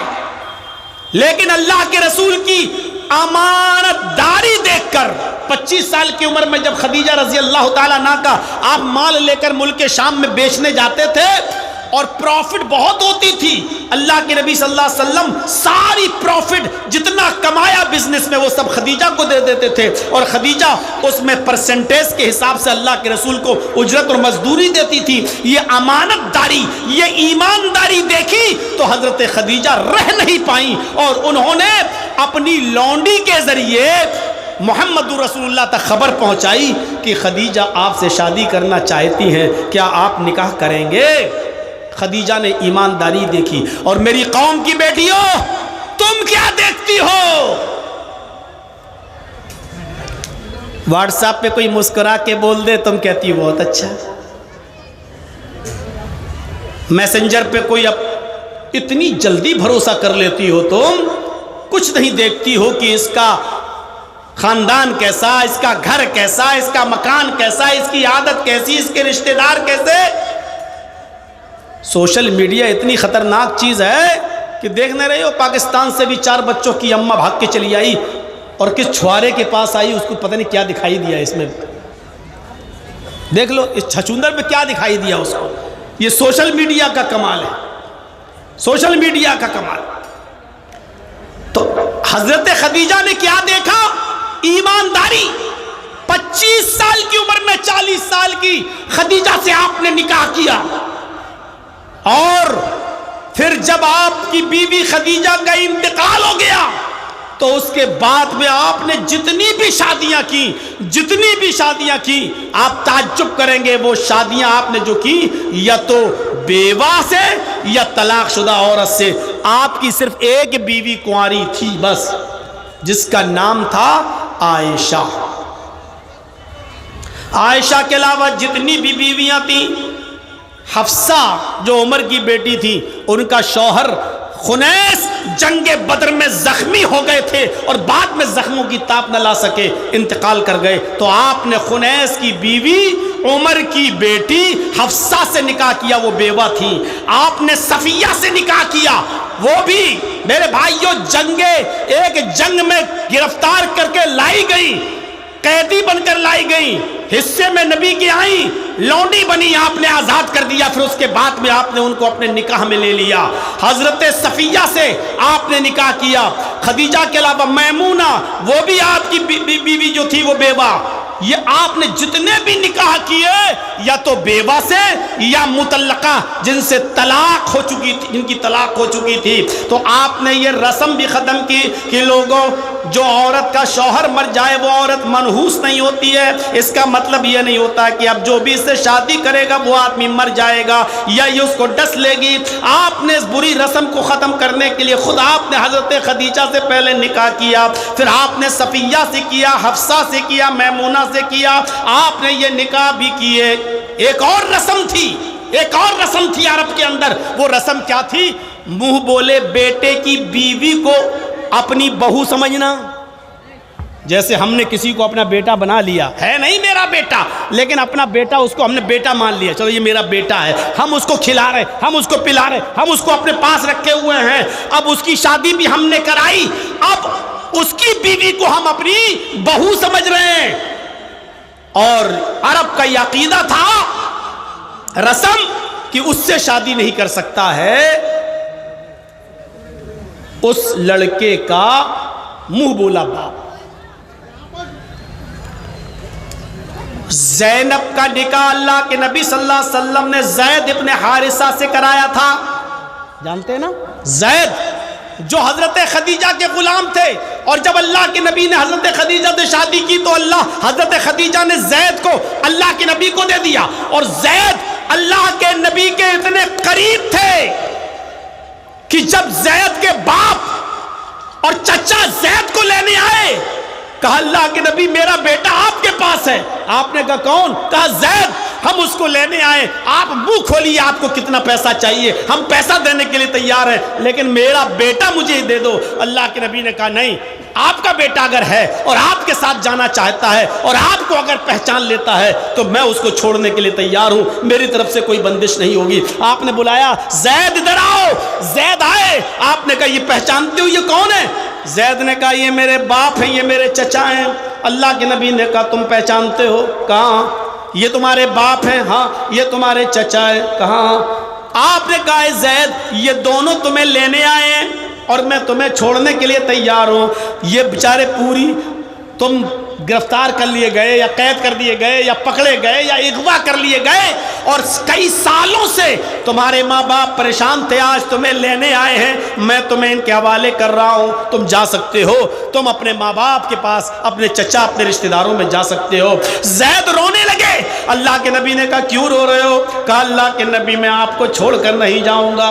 तब बाप ने कहा बेटा तू गुलाम बनकर रहेगा, मैं तुझे आजाद कराने आया, मैं लेने आया, और तू कह रहा है कि मैं मोहम्मद के पास रहूंगा। तू आजादी पर गुलामी को तरजीह देता है।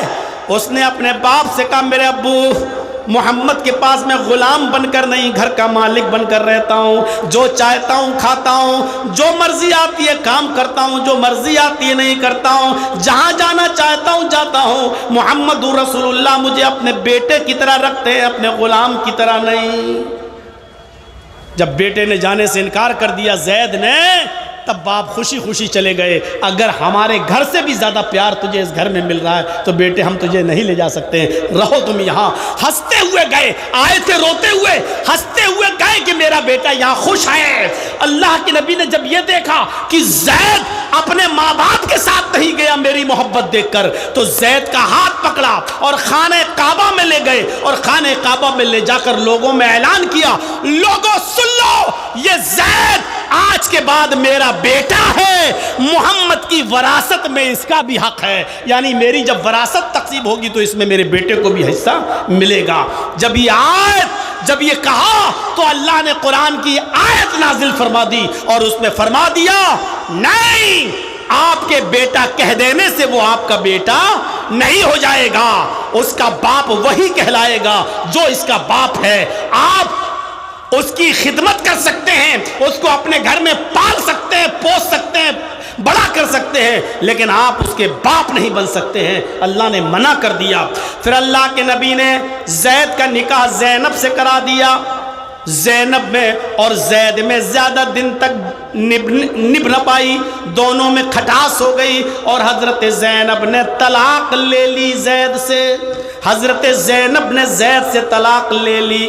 जब ज़ैनब ने जैद से तलाक ले ली तो अल्लाह के नबी पर वही नाजिल हुई कि इस वक्त मुंह बोले बेटे की बीवी से कोई आदमी शादी नहीं करता है। अगर आप इसके साथ निकाह नहीं करेंगे तो अरब के अंदर ये दस्तूर बाकी रहेगा, लोग मुंह बोले बेटे को सगे बेटे की तरह समझेंगे और उसकी बीवी को सगी बहू की तरह समझेंगे। इस रस्म को तोड़ो। अल्लाह के रसूल ने अल्लाह का हुक्म मानते हुए जैद के तलाक देने के बाद जैद की बीवी ज़ैनब से निकाह कर लिया और ज़ैनब को अपने निकाह में ले लिया। आपने ऐसा करके इस रस्म को तोड़ा कि मुंह बोले बेटे की बीवी को अगर मुंह बोला बेटा तलाक दे दे तो उसका बाप उस लड़की से, उस औरत से शादी करना चाहे तो कर सकता है, इसमें कोई बुराई नहीं है, क्योंकि वो उसका सगा बेटा नहीं है। अरब के अंदर ये दस्तूर था, आपने इस रस्म को भी खत्म किया। कितना अंधेरा था, कितनी बुराइयां थी अरब की सरजमीन पर मेरे भाइयों, आप अंदाजा लगा सकते हैं। इन सब को आपने खत्म किया। शौहर और बीवी के दरमियान मैंने जो बताया वही हाल, रखना चाहता रखता, जब चाहता तब तलाक दे देता। अल्लाह के रसूल ने कैसी मोहब्बत करके दिखाई कि कुर्बानी का दिन है और गोश्त खा रहे हैं, उठाते मुंह तक ले जाते हैं, फिर वापस कर देते हैं, फिर मुंह तक ले जाते हैं, वापस कर देते हैं, फिर मुंह तक ले जाते हैं, वापस कर देते हैं। रोने लगे। हजरत आयशा कहती हैं आप रो रहे हैं? अल्लाह के नबी ने फरमाया हाँ आयशा, आज मुझे अपनी बीवी खदीजा की याद आ रही है। आज खदीजा जिंदा होती तो आज कुर्बानी के दिन वो भी मेरे साथ बैठी होती और खाना खाती। हजरत आयशा कहती हैं उस बूढ़ी औरत को आप याद करते हैं जो 66 साल की उम्र में मर गई, इस दुनिया से चली गई, इंतकाल कर गई। आए अल्लाह के नबी, उस 66 साल की बूढ़ी औरत को आप याद करते हैं और हम जवान औरतें आपकी खिदमत में मौजूद हैं। आप हमसे फायदा उठाइए, आप उस बूढ़ी औरत को क्यों याद करते हैं? अल्लाह के नबी ने फरमाया आयशा खामोश, तुम नहीं जानती हो, तुम नहीं जानती हो खदीजा कौन थी। तुम खदीजा का मुकाबला करना चाहती हो, नहीं कर सकती हो। खदीजा खदीजा थी और आयशा आयशा है। खदीजा की तरह तुम नहीं बन सकती हो। आयशा जब सारी दुनिया मोहम्मद को झुटला रही थी तो खदीजा अकेले मोहम्मद की तस्दीक कर रही थी। जब सारी दुनिया मोहम्मद के नबी होने का इनकार कर रही थी तो खदीजा अकेले अशहदु अल्ला इलाहा इल्लल्लाह व अशहदु अन्ना मुहम्मदन अब्दुहु व रसूलुहु पढ़ रही थी। जब सारी दुनिया मोहम्मद को पत्थर मार रही थी और मेरा सर फट रहा था, खून मेरे माथे से पेशानी से टपक रहा था, तो अकेले खदीजा अपने सर का दुपट्टा फाड़ कर मेरा खून साफ कर रही थी। मेरा खून साफ करके मुझे ढारस दे रही थी और तसल्ली दे रही थी। आयशा तुम खदीजा का मुकाबला नहीं कर सकती हो, खदीजा खदीजा है और आयशा आयशा है। इस तरीके से आप अपनी बीवी खदीजा के साथ रहे, इस तरीके से आपने रोल अदा किया। मेरे भाइयों, हजरत आयशा से भी मोहब्बत की इंतहा थी, इतनी इंतहा थी, इतनी इंतहा थी कि हजरत आयशा के ऊंट को छोड़कर आप सफिया की ऊंट पर सवार हो गए। पता नहीं था, सफिया ने हजरत आयशा से अपना ऊंट बदल लिया। तुम्हारा ऊंट कमजोर है और तुम्हारे ऊंट पर अल्लाह के नबी बैठते हैं, ऐसा करो कि ये ऊंट मुझे दे दो और मेरा अच्छा वाला ऊंट तुम ले लो, क्योंकि ये ताकतवर है, तुम दोनों बैठते हो ना, तो इस ऊंट को ले लो। अल्लाह के नबी जब आए तो आपने समझा ये ऊंट आयशा का है और आयशा ने सफिया का ऊंट ले लिया, सफिया की ऊंट पर बैठ गए। आपने कहा सफिया तुम, ये तो आयशा। कहा नहीं, हमने ऊंट चेंज कर लिया है। अच्छा अच्छा चलो कोई बात नहीं, आधी दूर इनके साथ आए हैं, अब आधी दूर तुम्हारे साथ चल देते हैं। आप सफिया के साथ चले, जबकि बारी थी हजरत आयशा की। हजरत आयशा को इतनी देर की जुदाई बर्दाश्त नहीं हुई। जब मकाम पर पहुंची तो जंगल में चली गई, जंगल में चली गई। बुखारी की रिवायत, जंगल में जाने के बाद एक सुनसान खेत में, एक हरे भरे खेत में घास में उन्होंने अपना पैर डाल दिया और पैर दाखिल करने के बाद कहा अल्लाहुम्मा सल्लिद अलैया क़रबन औ हय्यतन। आय अल्लाह, आसमान से कोई, आय अल्लाह इस खेत में, इस झाड़ी में कोई सांप भेज दे या कोई बिच्छू पैदा कर दे, तल्दिगुनी, जो मुझे डस ले, जो मुझे काट ले और उसके जहर से मैं मर जाऊं। हुआ रसूलुका ला अक़ूलु लहू शैया, वो तेरे नबी है, मैं उनकी शान में कुछ नहीं कह सकती। यानी मेरे ऊंट के बजाय सफिया की ऊंट पर बैठ गए, मेरी बारी की है और फिर भी आप दूसरी बीवी के ऊंट पर बैठ गए, मैं ये जुदाई बर्दाश्त नहीं कर सकती। इतनी मोहब्बत थी हजरत आयशा सिद्दीक़ा को अल्लाह के रसूल से, ये मोहब्बत करना सिखलाया था अल्लाह के रसूल ने, ऐसा प्यार करना सिखलाया था मोहम्मद रसूलुल्लाह ने, रूह फूंक दी प्यार की मोहम्मद रसूलुल्लाह सल्लल्लाहु अलैहि वसल्लम ने। गौर करो, जब सारी दुनिया सूरज को देखती थी और सूरज को सूरज कह रही थी, सूरज को सूरज कह रही थी, तो हजरत आयशा से पूछा गया तो हजरत आयशा कहती मेरा सूरज तो मोहम्मद रसूलुल्लाह है, मेरा सूरज तो मोहम्मद रसूलुल्लाह है। फिर वो शेर भी पढ़ा करती थी और कहा करती थी ली शम्सुन वलिलाफाक़ि शम्सुन, ली शम्सुन वलिलाफाक़ि शम्सुन, शम्सी खैरुम मिन शम्सिस समाई फ़इन्न शम्स ततलु बाद फज्रिन। शम्सी तालिउन बादल इशा। हजरत आयशा ये शेर पढ़ा करती थी, एक आसमान का सूरज है, एक मेरा सूरज है, ली शम्सुन, एक मेरे पास भी सूरज है, एक आफाक आसमान का भी सूरज है, ली शम्सुन वलिल आफाक शम्सुन, शम्सी खैरुम मिन शम्सिस समा, मेरा सूरज आसमान के सूरज से ज्यादा अच्छा है, मेरा सूरज आसमान के सूरज से ज्यादा बेहतर है। फिर कहती थी शम्सुन्नासी ततलू बाद फजरिन, लोगों तुम्हारा सूरज तो फजर के बाद पूरब से निकलता है, तुम्हारा सूरज फजर के बाद पूरब से निकलता है। शम्सी ततलू बादल इशा, लेकिन मेरा सूरज इशा के बाद मेरे बिस्तर पे आता है, मेरा सूरज इशा के बाद मेरे बिस्तर पे आता है। यानी मुहम्मदुर रसूलुल्लाह को सूरज बताया है हजरत आयशा ने। ऐसी मिसाली मोहब्बत पैदा कर दी मेरे भाइयों। ये कितने रस्म रवाज को खत्म किया मोहम्मदुर रसूलुल्लाह सल्लल्लाहु अलैहि वसल्लम ने। एक शख्स को देखा, वो नमाज पढ़ रहा, आया वुजू बनाया, नमाज पढ़ी, आपने उसको बुलाया, इधर आओ, इरजी, दोबारा जाओ, वुजू बनाओ, फसल्ली इन्नका लम तुसल्ली, अभी तुमने नमाज नहीं पढ़ी। वो दोबारा गया, वुजू बना के आया, फिर नमाज पढ़ी, आपने कहा इरजी, फिर लौटो, वुजू बनाओ, दोबारा आओ, दोबारा नमाज पढ़ो, फइन्नका लम तुसल्ली, तुमने नमाज नहीं पढ़ी। गौर करो, उसने 3-4 मरतबा वुजू बनाया, 3-4 मरतबा उसने नमाज पढ़ी। कहने लगा अल्लाह के रसूल इससे अच्छी नमाज मैं नहीं पढ़ सकता। फिर आपने उसको नमाज पढ़ना सिखलाया, सही तरीका बताया, कैसे रुकू किया जाए, कैसे सजदा किया जाए, कैसे वुजू किया जाए, ये सब तरीका बताया। इसलिए कि तौहीद के बाद, शिर्क से बगावत के बाद, शिर्क से इनकार के बाद सबसे बड़ा फरीजा जो है वो नमाज का है, और नमाज इंसान सही ना पढ़े तो सारी इबादतें बेकार है। इसलिए आपने उसकी इस्लाह की और उसको नमाज पढ़ना सिखलाया। इस्लाह, एक नौजवान आया, कहा अल्लाह के नबी इजाज़त दीजिए, मैं जिना करना चाहता हूँ। जिना? किस चीज़ की इजाज़त? जिना की, सबसे बुरा काम। और किससे इजाज़त मांग रहा है? दुनिया के सबसे अच्छे इंसान से, अल्लाह के रसूल से। अल्लाह के नबी मुझे जिना की इजाज़त दीजिए। साहबा उसको डांट रहे, हट हट कमीना, क्या चुप, क्या बोल रहा, चुप चुप। अल्लाह के नबी मुस्कुराते, कहते नहीं नहीं नहीं, तुम डांटो नहीं।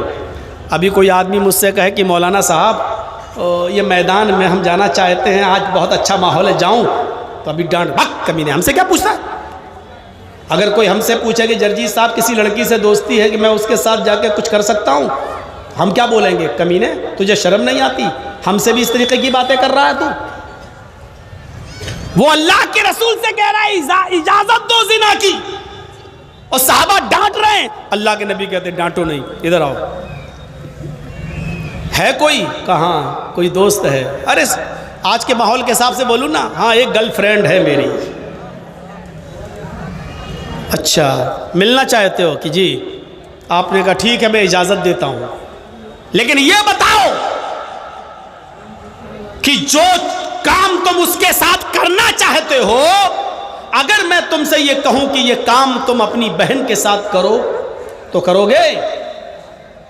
कहता फिदा का बीवा उम्मी या रसूल अल्लाह, मेरे माँ बाप आप पर कुर्बान। अल्लाह के नबी, बहन के साथ कैसे कोई कर सकता है? नहीं, कोई इज्जत वाला इंसान, इज्जतदार शख्स अपनी बहन के साथ ये काम नहीं कर सकता। आपने कहा बेटी के साथ? कहा नहीं। आपने कहा फूफी के साथ? कहा नहीं। खाला के साथ? कहा नहीं। चची के साथ? कहा नहीं। आपने कहा जिस लड़की के साथ तुम ये काम करना चाहते हो वो भी किसी की बहन होगी, बेटी होगी, फूफी होगी, खाला होगी, चची होगी, कुछ तो होगा। फिर वो कैसे बर्दाश्त करेगा कि मेरी चची, मेरी बेटी, मेरी बहन के साथ ये काम किया जाए? कहने लगा अल्लाह के नबी मेरी समझ में आ गया है, मेरे लिए दुआ करिए। अल्लाह के रसूल ने उसके सर पे हाथ फेरा और दुआ की कि अल्लाह इस नौजवान की नज़रों की हिफाजत फरमा। वो नौजवान का बयान है, उसके बाद लड़की तो छोड़ो, किसी भी हराम चीज़ के ऊपर मेरी नज़र नहीं पड़ी, किसी भी हराम चीज़ के ऊपर मेरी नज़र नहीं पड़ी। ये तरीक़े थे इस्लाह करने के। आप बहुत बड़े मुअल्लिम थे, बहुत बड़े मुस्लिह थे। समाज की इस्लाह जिस अंदाज से मोहम्मद रसूलुल्लाह ने की, किसी ने नहीं। अभी गफ्फार साहब से मसला पूछा गया ना कि रमज़ान के महीने में माइक के ज़रिए मस्जिद से सहरी के लिए उठाना जायज़ है कि नाजायज़? अब्दुल गफ्फार साहब न जायज़ कह पाए न नाजायज़ कह पाए और कहा कि अच्छा नहीं लगता। मैं घंटा हो गया है, आप लोग ये कैमरे अब समेट लें और आपसे मेरी गुजारिश है, जैसा कि हमारे नाज़िम मदरसा ने हाशिम साहब ने कहा था कि जर्जीस साहब आपकी बहुत बात मानते हैं लोग, इस इदारे के लिए आप थोड़ा सा उनसे ताबुन मांग लें। मैं भी आगे बढ़ रहा हूँ। ये क्या है?